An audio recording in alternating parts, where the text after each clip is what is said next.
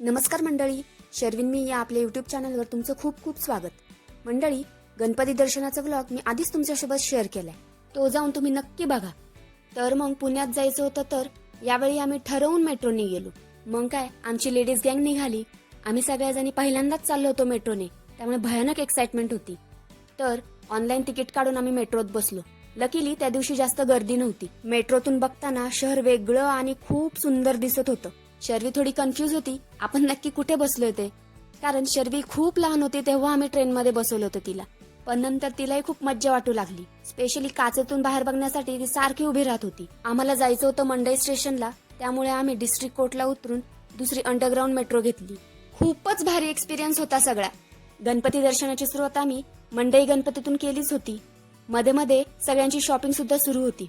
Ladies जाण्याचा तोच तर मोठा फायदा असतो, बरोबर ना? जिथे गर्दी कमी आहे तिथे आम्ही फोटो सेशन करत होतो आणि शेवटचा भाऊरंगारी गणपती करून थोडंसं ज्ञान घेऊन आम्ही घरी निघालो. चला आता भेटूयात पुढच्या ब्लॉगमध्ये. बाय, खुश राहा.